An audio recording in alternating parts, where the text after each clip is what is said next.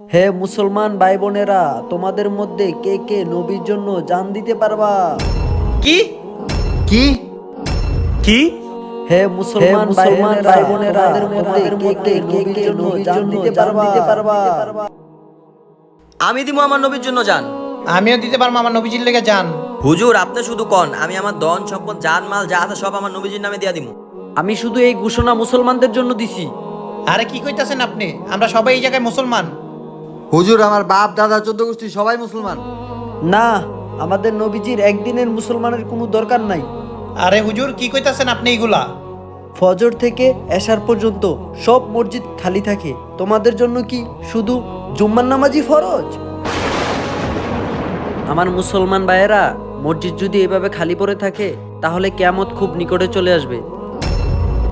আমার প্রিয় মুসলমান ভাইয়েরা, এখনো সময় আছে, সবাই নামাজ পড়ো।